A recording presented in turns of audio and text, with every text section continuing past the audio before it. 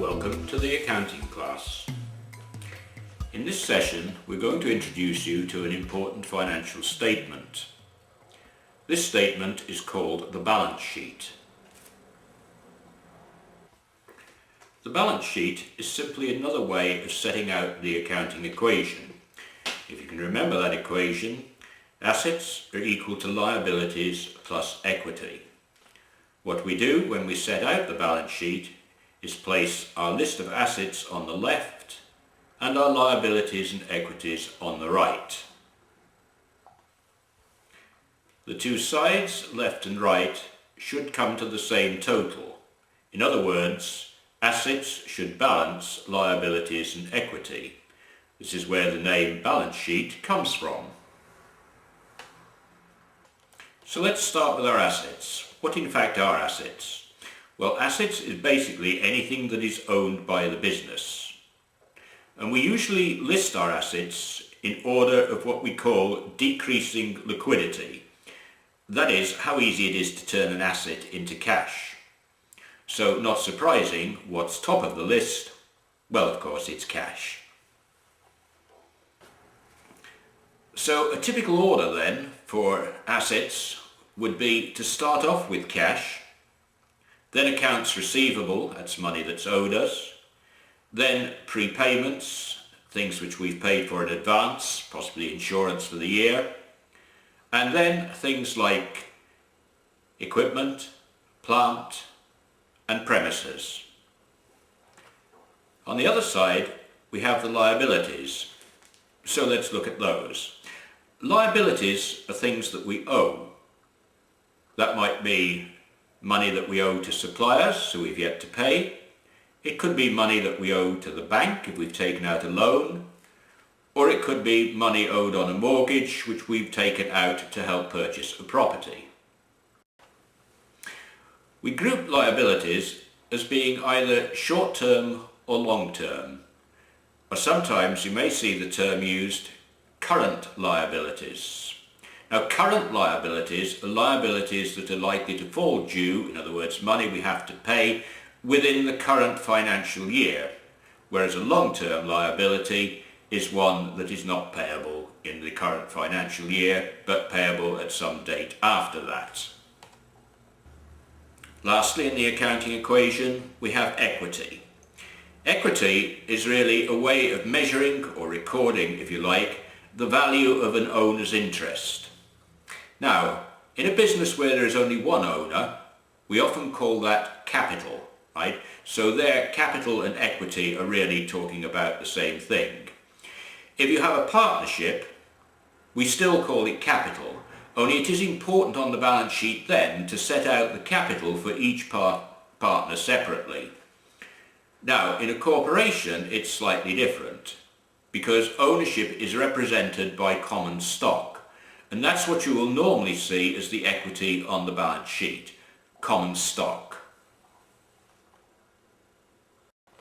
So all of these things then make up our balance sheet. Remember, assets we set out on the left, liabilities and equity we shall set out on the right.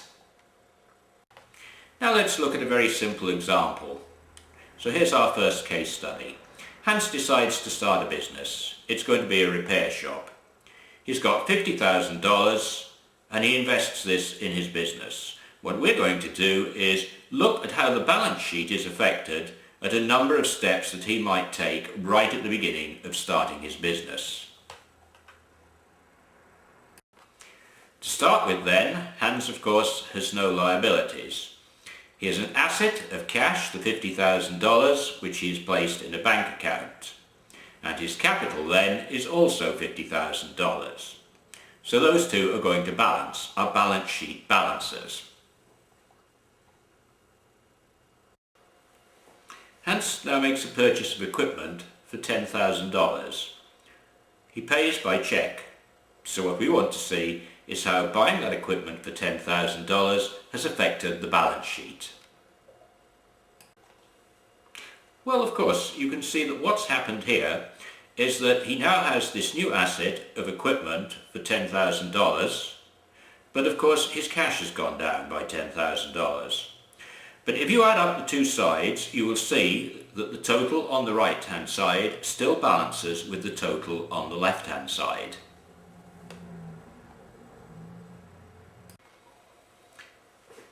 Hans now decides that he needs a little more cash, so what he does is he takes out a bank loan for $30,000.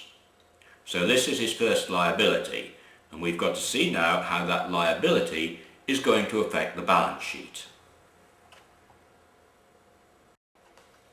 Well, you can see that what's happened here is that the cash has increased on the asset side, and of course there's been a liability now introduced on the left-hand side.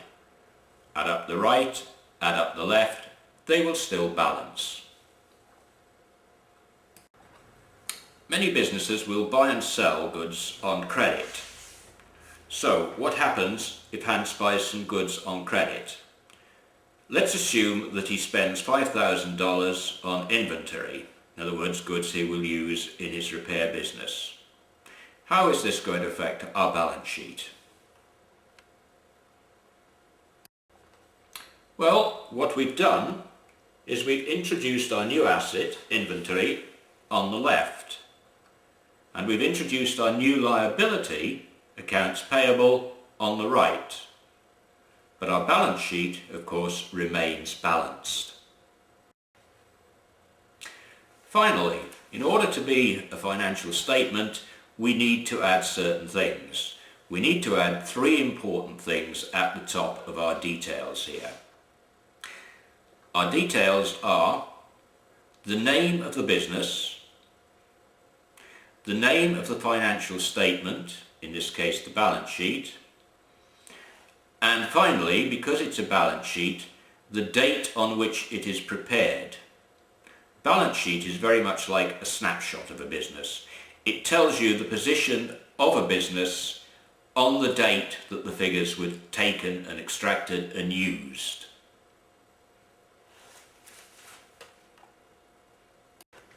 So finally, remember, provided that you have always extracted the correct details, and provided that you have entered them in the right place on your balance sheet, it will always remain in balance.